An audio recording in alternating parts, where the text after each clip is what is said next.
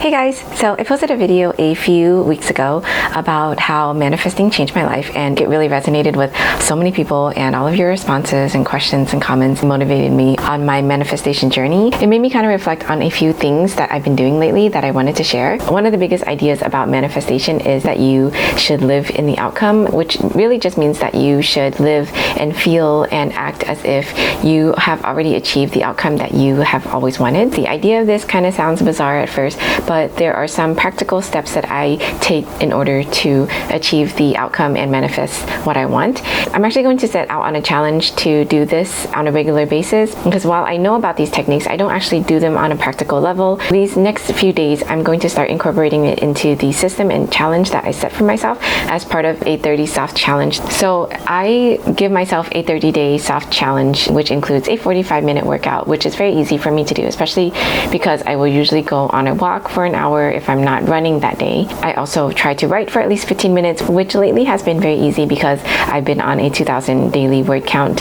challenge as well. So it kind of coincides with the 30 soft challenge that I set for myself. I also try to do intermittent fasting. So if I achieved a 16-hour fast that day, that counts as part of my 30 soft challenge. But anyway, the reason I mentioned that is that I have set up this really nice system for myself that I have found to be very successful. And you know how they say consistency is key in achieving anything you want to set out to do. This 30 soft challenge really unlocked that for me. I finally was able to set up something that I can do on a consistent basis. So I figured that I'm going to apply some of these living in the outcome techniques that I'm about to talk about and see where it leads me and whether I'm actually able to manifest some of the tangible things that I really want to happen in the near future. I'm going to talk about some of the techniques that I learned that I usually incorporate into my life that's doable and not just like woo-woo. These are practical techniques that I use myself. One of the biggest things that they tell you about living in the outcome is just being able to visualize what your life will be like once you achieve the outcome or the thing that you're trying to manifest. I have a condition called aphantasia. I actually made a video like 2 years ago on how it affects my writing life and abilities. So if you want, you can go watch that. But I have a condition where I don't really visualize imagery very well. It's not like I can't, absolutely cannot. It just takes a lot of mental effort and exercise for me to be able to visualize something. So visualizing is really hard for me when it comes to manifestation. But what I found instead is that I can daydream endlessly. I wonder if it's a facet of being a writer, but I definitely engage in maladaptive daydreaming. And it's not so bad that I can't function, but I can definitely go down a rabbit hole of daydreaming. So if I can try to shift my idea around daydreaming and think of it more as visualizing the outcome that then I will be able to live in the outcome, daydreaming about what my life will be like once I've manifested the thing I wanted to manifest. This month, I'm going to incorporate at least 10 minutes of manifestation into my daily habits, and that includes either affirmations, mindless daydreaming, and some of the other techniques that I'm going to talk about. So caveat, I know that this sounds quite delusional to a lot of people, but I would rather be happy and delusional than sad and realistic. Like last year was really bad for me mentally and emotionally due to some things happening like at the library where I work, and I'm just so done with being sad and realistic, and I'm so much happier being delusional. Hi guys, my name is Hoang, and I'm an author and librarian. My books include The Monstrous Mrs. Mai, which is an adult historical fantasy novel about 4 women who accidentally become witches in order to pay rent in 1959 Los Angeles, as well as a number of other books. It's funny because in Monstrous Mrs. Mai, the magic system is something that I created before I learned about manifesting. Now that I know more about manifesting, it almost feels like that book is about manifesting, almost as if I manifested manifestations into my life. I really recommend that one, not only because I wrote it, but because of what I'm about to talk about. My videos are all about self-improvement and writing advice and other updates, so if you're into that stuff, please give me a like and subscribe. The second technique I'm going to talk about is journaling or writing out the imagined scene. This is somewhat easy for me to do because I'm already a fiction writer, so I already imagine a lot of stuff happening and I can write things out in detail. But if you're not a writer, and you probably have read books before, and you can sit down and write the process of getting what you want and how you'll feel about it and the people around you, and just try to imagine everything and write about it in as vivid details as you probably can in order to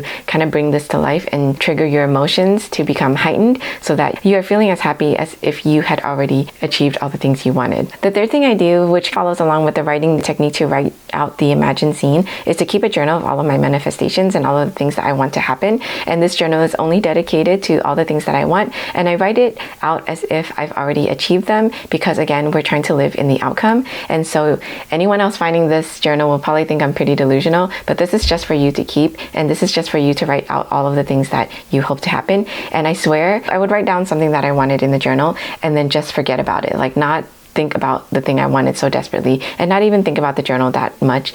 And I would set it aside, and every time I came back to write something else in the journal, which was maybe months later, it's not like I looked at this journal all the time, but months later I would look back and see that all of the things that I wrote down have come true. Like there was one time I was feeling like I needed to test the waters or see if this is actually true, but I wrote down that I was going to see a lady in a pink hat at some point during the day, just any lady, any pink hat.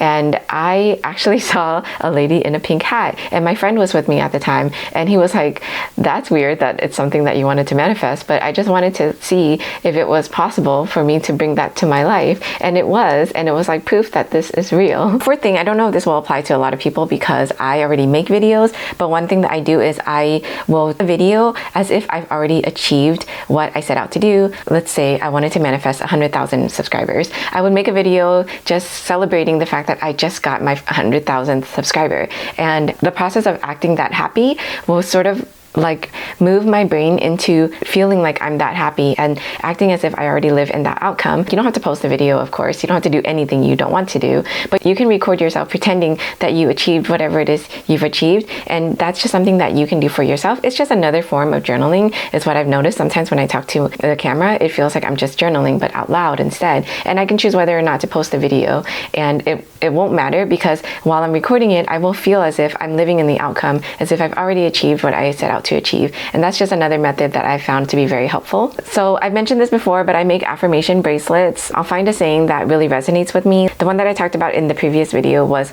a bracelet with the saying, I'm the woman of my dream.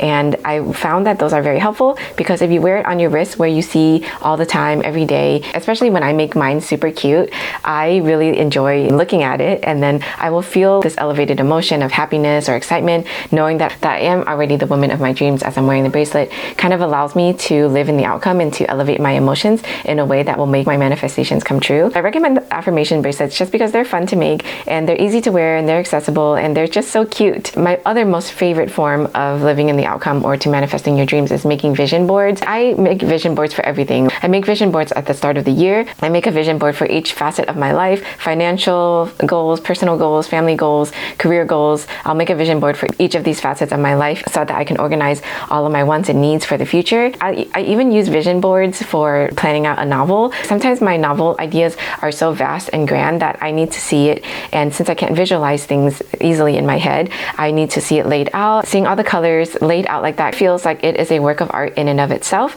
but also it helps me to visualize the outcome and to live as if this thing already exists. These items and these manifestations and dreams and life goals, they already exist, and I just need to find my way there. I highly recommend the vision board, not just for manifestation, but as an act of art, an act of journaling, and a therapeutic way to let out your emotions. And it's also a great way to see what it is you really want for your life and to see all the beauty and wonder that you already have. It's really a great reminder that you have an amazing life, and it will only continue to get better to cultivate this happiness and this gratitude. Being grateful is the best way, in my opinion, to manifest the outcome that you want, because being grateful for your life as it is right now will send this message into the universe that you want more of this, that you're already grateful for what you have, and that because you are grateful that you deserve more. And it's okay. I kind of struggle with this too, this feeling of being grateful but then still wanting more.